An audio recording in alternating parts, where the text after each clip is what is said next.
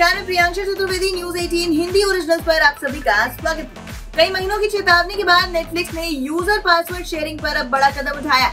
इसके लिए कंपनी ने प्राइमरी अकाउंट पर स्टडी की है और उसके बाद मई में अमेरिका और यूनाइटेड किंगडम के साथ कई देशों में अपनी कार्रवाई शुरू की। कंपनी ने अपने नए प्लान में कहा है कि अगर आप नेटफ्लिक्स के सब्सक्राइबर और आप अपनी फैमिली से बाहर लोगों के साथ अपना अकाउंट शेयर करते हैं तो इसके लिए आपको ज्यादा कीमत चुकानी होगी। कंपनी ने एक ऑफिशियल मेल में कहा कि आपका नेटफ्लिक्स अकाउंट सिर्फ आपका और आपके साथ रह रही आपकी फैमिली का।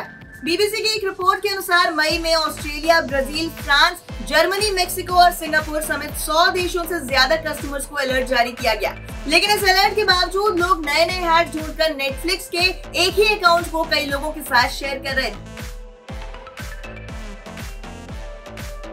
लेकिन अब इसमें सवाल ये उठता है कि नेटफ्लिक्स कैसे एक हाउस होल्ड को पहचानता है।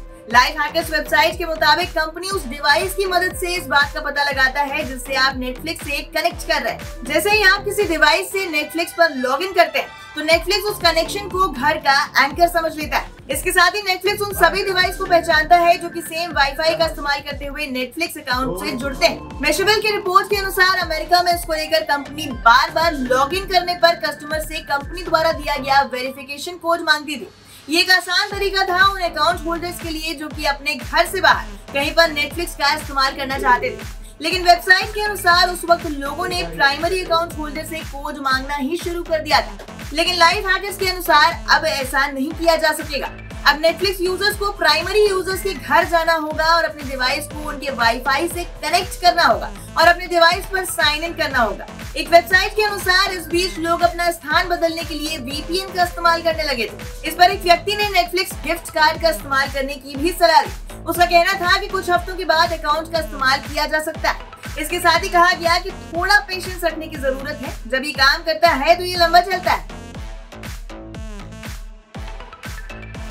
अब आते हैं खबर के मेन जेस्ट पर। वो ये है कि नेटफ्लिक्स पासवर्ड शेयरिंग पर क्यों इतना जोर दे रहा है। तो इसका जवाब है कि रेवेन्यू बढ़ाने के लिए। इस अकाउंट शेयरिंग इनिशिएटिव से कंपनी को ज्यादा पेइंग मेंबर्स मिलेंगे जिससे कि लॉन्ग टर्म में नेटफ्लिक्स को ग्रो करने में आसानी होगी। बता दें, नेटफ्लिक्स ने 2023 में कहा था कि 100 मिलियन से ज्यादा ऐसे परिवार हैं जो कि अकाउंट शेयरिंग कर रहे हैं और इसका असर कंपनी की ग्रोथ पर पड़ रहा है। इसी के साथ इसका असर पिछले साल नेटफ्लिक्स के डेवलपमेंट पर भी पड़ा। सिलिकॉन वैली आधारित स्ट्रीमिंग कंपनी ने पासवर्ड शेयरिंग के साथ मुफ्त में देखने वाले लोगों को ग्राहकों से अलग किए बिना सेवा के लिए भुगतान करना शुरू करने का ऐलान किया। स्ट्रीमिंग टेलीविजन कंपनी ने हाल ही में बताया है कि उसने यूजर एक्सपीरियंस को बेहतर बनाने के लिए पासवर्ड शेयरिंग करने पर रोक लगाने में देर की है। इसी के साथ कंपनी ने कहा है कि इस बात का हमेशा पूरा ध्यान रखा गया है कि यूजर्स के पास घर से दूर या टैबलेट, टीवी या स्मार्टफोन जैसे गैजेट्स पर बिना किसी रुकावट के इसका इस्तेमाल किया जा सके। अप्रैल महीने में नेटफ्लिक्स ने इस बात का ऐलान किया था कि यूजर्स की संख्या में काफी इजाफा हुआ। ग्राहकों की संख्या साल की पहली तिमाही में बढ़कर 232.5 मिलियन पहुंच गई और इस आज के बाद कंपनी को खासा फायदा हुआ। अपने नए प्रेजेंटेशन में कंपनी ने अपने एडवर्टाइजर से कहा कि इस आज के बाद सब्सक्राइबर्स की संख्या कुल मिलाकर 5 मिलियन पहुंच गई।